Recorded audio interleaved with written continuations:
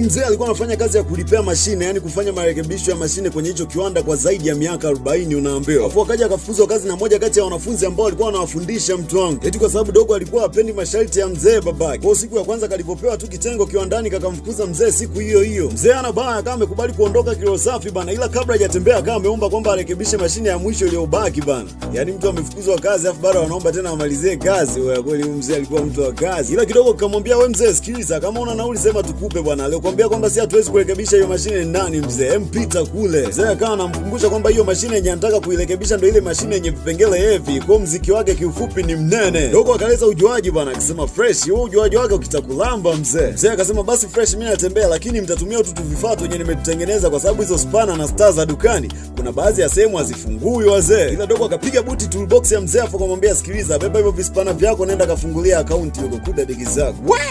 Umejikosea. Bila kujua kumbe kuna kampuni ambayo ilikuwa inataka kumwajiri mzee na iliweka mpunga mrefu kiasi cha dola milioni 2 kwa mwaka babake, ambayo kibongo bongo ni kama bilioni 5 hivi mzee. Kwa mwezi ni kama mzee anapokea milioni 417 babake. Sababu haikosei wazee. Ila mzee alikuwa mwaminifu sana kwa kutaka kuacha malipo ya 800,000 kwa mwezi kwa tamaa ya milioni 400. Kudadadadeki kama nakuona penye ungeondoka bila hata barua ya kuachishwa kazi. Sasa mkuu wa lile kampuni lililokuwa linataka kumwajiri mzee akawa amepata taarifa kwamba yule fundi wa miaka ya mbele waliokuwa wanamuinda miaka mingi amefukuzwa kazi.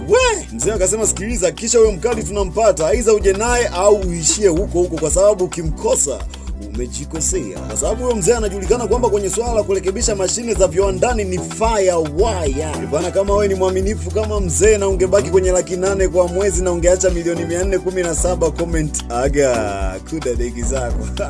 Saida amerudi nyumbani, mzee alikuwa hawazi kuhusu kufukuzwa kazi, ila alichokuwa anawaza sana ni kwamba alikuwa hajamalizia kurekebisha ile mashine bana. Kati hapo wabongo mngetukana matusi yote kwa huyo bosi aliyokufukuza kazi babake. Kwanza mngeanza kusema kazi yenyewe kipuzi, bosi mwenyewe bombo kwat. Ni kwamba dogo alikuwa amemfukuza master wakati bado hajafundishwa kila kitu mzee. Yaani haja master akamfukuza master. Mke wake akawa anamwambia kwamba baby wewe unajua bana, achana nao. Wenyewe sio wamekufukuza kazi, watajijua wenyewe. Mzee akasema yani wewe ndio upo serious kabisa. Akachukua notebook yake moja ambayo ilikuwa ina mbinu na technique konki za kufix na kulipea mashine ya kila aina unaambiwa. Alafu akampelekea yule mwanafunzi wake ambaye alikuwa amemfukuza kazi ili msaidie bana.